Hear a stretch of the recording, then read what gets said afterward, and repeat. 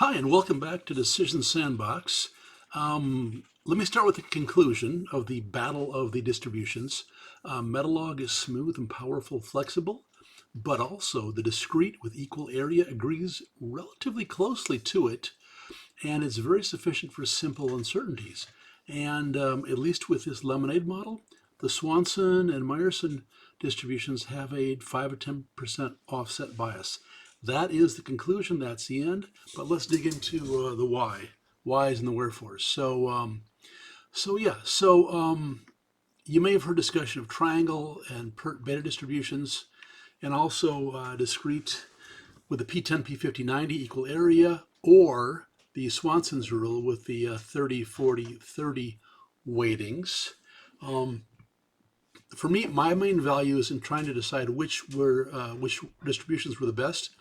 They needed to be smooth, but they also have to honor the P10, P50, 90 assessments that you get, and I think they need to be bounded. And I had some great discussions with on various issues with Brian Putt, so thanks to Brian for that, to making things really clear. And let's take a look at the model that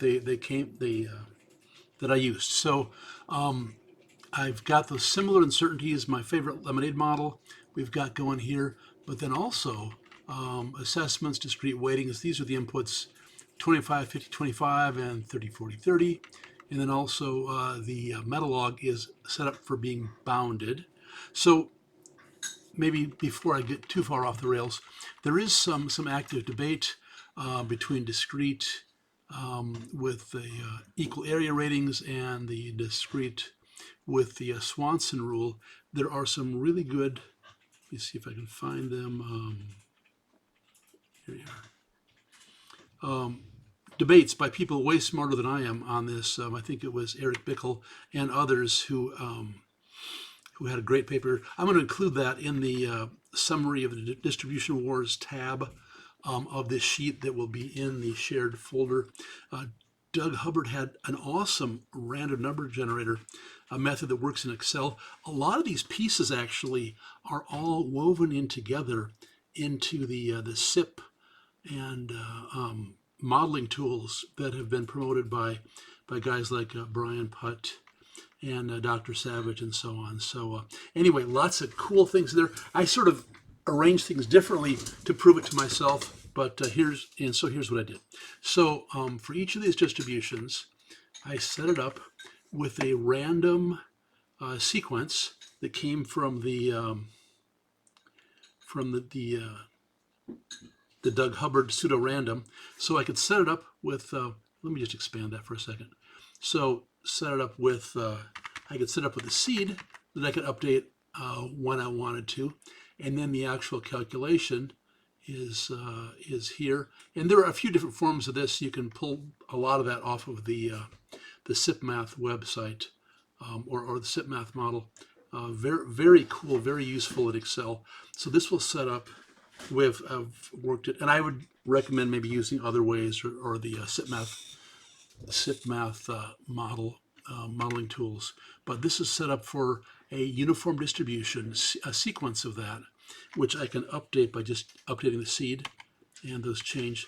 But if you don't update the seed, they can be very repeatable and auditable, as Brian has recommended. Very cool way to do that, uniform distribution. And then that uniform distribution is sliced and diced by a couple different discrete distributions with the equal area, with the Swanson's rule, 30, 30, 40, 30, and also the Myerson Metalog. Without getting too much into that, I want to just say that the Brian Putt first introduced me to Myerson, and I loved it because it would honor the P10, P50, 90 assessments. But the problem was, and he explained to me that it goes on. Actually, it goes very small percentages, but it goes from negative infinity to positive infinity. The nice thing about the Metalog is that lets you set a bound on those. So you got a smooth curve respecting 10, 50, 90 on a bound. So let's just look at the outputs now. I already probably went into too much detail, but what I did here is did a CDF, a cumulative probability distribution, on the outputs from the lemonade stand with the latest inputs. And so using discrete equal area, here is the expected value of the lemonade stand, and this is all nominally the same P10, P50, 90, and it's a little bit hard to get it from here, but so when I repeatedly hit F9, what you'll see is the curves jumping around, picking fresh seeds, but all in all, it looks like, maybe 10, 15, 20% higher in the Swanson and the Myerson.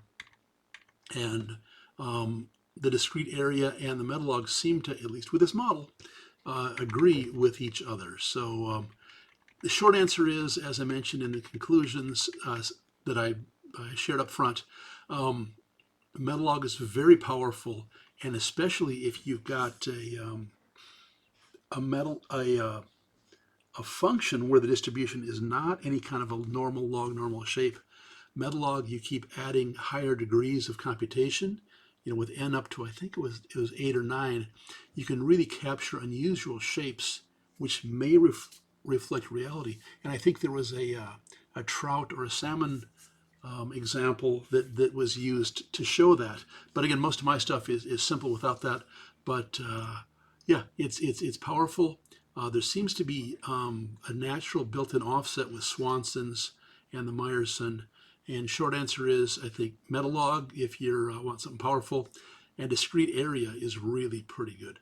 So that's what I wanted to share. Let me just check my,